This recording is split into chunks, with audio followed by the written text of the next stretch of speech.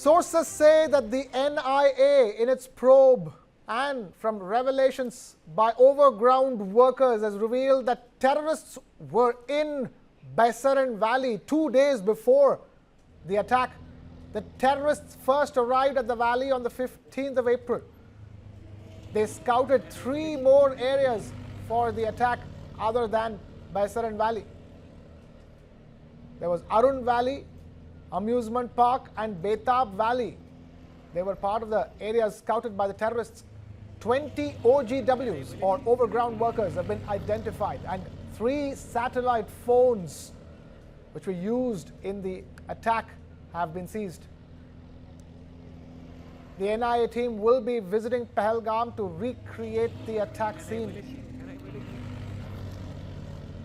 We have Lieutenant General Rameshwar Yadav, former Director General Infantry, Indian Army, now joining us in the broadcast. We also have Major General Dhruv Katoch, Director, India Foundation, with us. Thank you, both of you gentlemen, for taking time out to be with us. Lieutenant General Rameshwar Yadav, the probe has literally gone to the point where the phones used have been identified. We also know who are these overground workers who are helping these terrorists. Yes, it is a good progress, and I would like to tell you the way you said that these terrorists, they were present in this valley 2 days prior to that, and prior to that, they had carried out recce of 3 to 4 places earlier.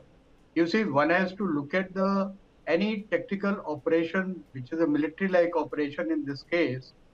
There are certain steps that one has to take, and the first and foremost, you can divide them in a number of parts. First is what exactly the objective of these terrorists, that is number one. That will define everything, the way they will execute this operation. They have to look for the administration, they have to look for the command and control and communication with the handlers, and the details of the execution of this task, what they have been given. So this is how a small tactical level of operation is to be executed. And recce of the area, objective area, is very, very important. So what they're looking at that what is the pattern of activity in that area. That is number one. Which all areas are visited by these tourists? What is the strength of security forces, if there are any, and in case there are any, what are their locations? Where are their pickets, and where they want to execute this operation? How much reaction time these security forces are going to take? So then what are the approaches to, what are the spots where they can fire at the tourists, and what are the suitable approaches to that? And once they execute the task, what are the exit areas where all they can move out? And what is going to be the rendezvous for these people, 3, 4, 5, which have executed this operation to meet?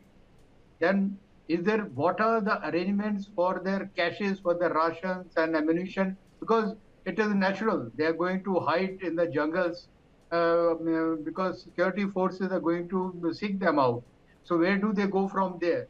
Where are the houses of the sympathizers, and how do they replenish their rations and the survival kits that they have? And what are the alternate location? It is quite obvious they're not going to stay at one place, and that too closer to the objective. They're going to move out, and they are surely going to move from one place to another place. So they have to have a complete network of the sympathizers and their administrative bases. For all this, they have to carry out recce and lot of coordination well in advance. And this is what appears to have happened in this particular case. Right. Stay with us. We also have Major General Dhruv Katoch, Director, India Foundation, with us. Major General Dhruv Katoch, talk to us. It's not just those 20 overground workers. It's an entire network which has enabled this dastardly terror attack. Thank you, Krishnan. Yes, absolutely. It's an entire network which indicates very detailed planning, and such level of planning would have originated from the Pakistani side at the ISI headquarters. Nothing below that would have worked in this particular case. So it leads directly to the Pakistani the DG ISI, who would have given the go ahead, and also to the Pakistani army chief, who would have been in the know of this operation.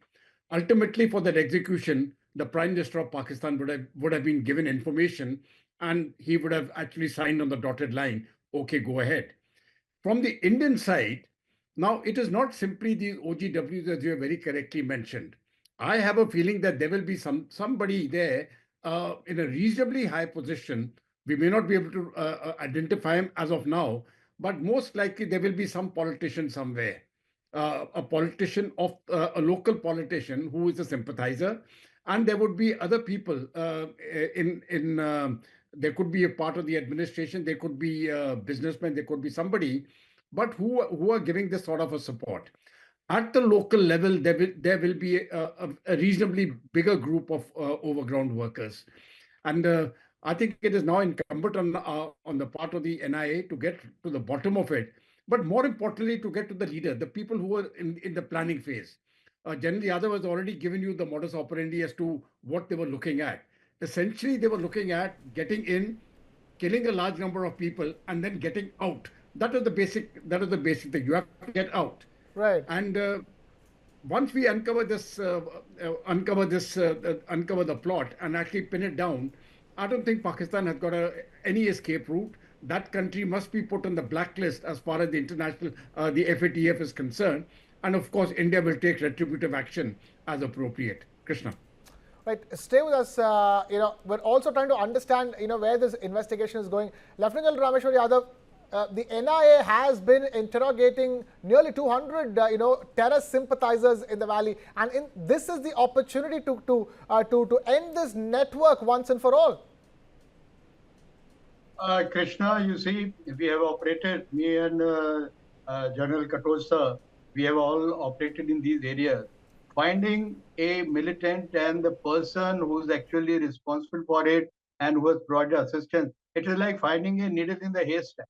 So one has to interrogate a lot of people, and now in this case, NIA is interrogating large number of suspected overground workers.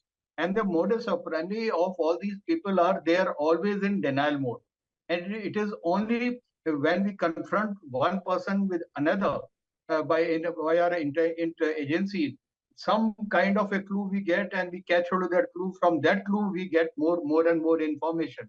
And in this case, the way NIA is going into this entire case, I'm sure they're going to find out the complete network and who are the people and who are the masters actually. We have to look for the leadership and not to the ground soldiers. Ground soldiers are executed and they are missing from the scene now. But what is more important is, from a future perspective, we have to look at within our own country, within Jammu and Kashmir, who are the people who are the contacts of Pakistani ISI, and what are their communication channels, and how do they execute, and how this entire operation has taken place. More than that, what is required is, if we can expose this complete network, it will strengthen our case against Pakistan, which is perpetually in the denial mode whenever this kind of an operation has been conducted. Krishna? Right, stay with us. Major General Dhruv Katoch, talk to us about where this probe should be heading from here on. This is not just about identifying who these three terrorists were. It's about who sent them, and more importantly, who all are involved behind these three terrorists.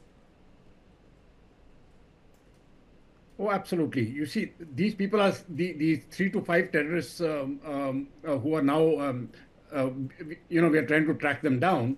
They are simply the pawns in that big chessboard. The master player, the fellow who's playing that game, is not here. I don't think that person is in India. They are all located in Pakistan. And as I had mentioned, it is part of their military plot. Both the ISI and the army chief is directly involved. But while at some point of time, I think we will be able to reasonably prove that they were involved. But I think it is very important to get the upper level handlers in India. And I'm quite certain, as I had mentioned to you earlier, without the political angle, these people are not able to operate. The linkages which take place is between the Pakistan ISI uh, and and certain politicians within India. That is the link, the communication link. the messages are passed from there, the finances are passed from there, and then this entire machine gets into motion. So I think while the revocation of 370 on the 5th of August 2019 broke that nexus to a very large extent, it is not 100% eradicated. The Hurriyat now is a reasonably spent force, but those elements are still active. And I won't be surprised that there are some elements from the local political parties who are also in cahoots with the Hurriyat. So those are the people I think we need to get at the political level. Who are those chaps? Can we actually pinpoint it to them? And then after that, I think we have to take very stringent action. Number two, the local workers whom we catch. Now, that chap may be a small peg, a small fellow, but we need to eliminate him also.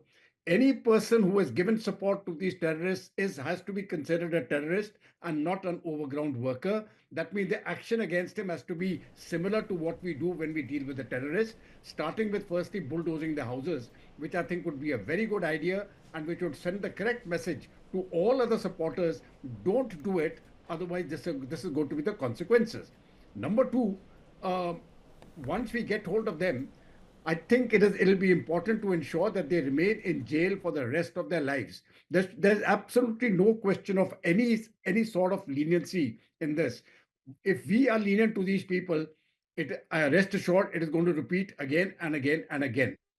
As far as the terrorists is concerned, as and when the army gets hold of them, we are going to knock them out. So that is a given. The person's life is restricted now. It may take 24 hours, it may take a year or 2 years, but we will get him. That I've got no doubts. The political authorities, I think if we can get hold of them, they need to be exposed. And that exposure is something which will actually kill the organization. There is nothing like public exposure of political wrongdoings, especially of people who are traitorous to this country, to ensure that it is not repeated again. Krishna. Lieutenant General Rameshwar Yadav, I also wanted to ask, they were scouting three other areas nearby, that's Aru Valley, Amusement Park and Betaab Valley. And now the fact that the attack itself happened in Baisaran Valley, these are tourist hotspots. Are they vulnerable? Is that what this probe is revealing to us? Krishna, obviously, they are vulnerable places and they have carried out recce. What has emerged is three areas, there may be more areas. Yeah. Basically, what are the objectives? Their objective was to kill the terrorists, and that too based on the relation. All right.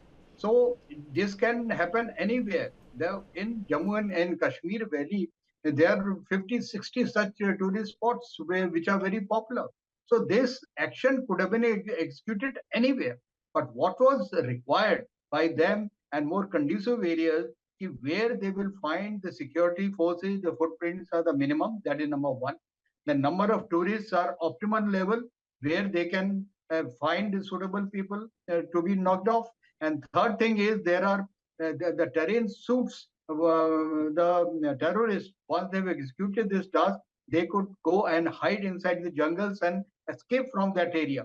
So these are various considerations they must have taken. They have carried out recce of all these areas, which is a necessary thing. And having recceed number of areas, then they have homed on to this area, Pahalgam, and then they have executed these operations. Krishna? Right. Major Dhruv Katoch, the other question that I have to ask you is that, tell us in terms of right now, all eyes are on what India is going to do. All eyes are on what is the kind of retaliation that India is going to produce. Talk to us from that perspective. What do you think would be the right response, and what are the manners in which it can be done? Oh, well, you see, already pressure has started coming, from America and all that, with Mark Rubio speaking to our foreign minister and the UN Secretary General speaking to our foreign minister, to the Pakistani Prime Minister, etc., etc. And they are trying, and the message which they are saying is de-escalate. No, we haven't even started the escalation, so the question of de-escalation doesn't arise. The de-escalation they can start talking about after we actually take the action which we are supposed to take. Now, coming to what can be done. In my view, everything is open. You could have an operation by land, it could be by sea, it could be underwater, it could be on the air, it could be in the cyber domain. It could be either one, or it could be more than one, it could be all of them. So as of now, everything is open. What exactly the military will do, I think it is their planning purposes, whatever they've thought out, and political concurrence has been given. The Prime Minister has given his thoughts very clear that the perpetrator should be punished. So there will be a punishment, and it will be it will be a combination effect or a single event, but that we will see. However, certain things are going to be long term now, like this Indus Water Treaty. I think, once we have held it in abeyance and we have given we have stated very clearly, it depends on Pakistani stopping terror. Now, I don't see Pakistan stopping terror for the next 20 years, which means that this treaty is as good as dead and buried. Number two, the visas which have been cancelled, I think that's a very smart move. Too many of these Pakistanis were coming into India. They were marrying Indian nationals, going back, and then they had a free pass to India to carry out their terrorist activities. And they're in the hundreds. So I think that I have been advocating for a very long time. Right. No Pakistanis, zero, should be allowed to enter this country. So those things are going to be long term. But in short term, there will be a military action. It could take place tonight. It could take place 2 weeks later. It could take place next month. We don't know the timings. That has been left to the military. Right. And I think that is the way it is.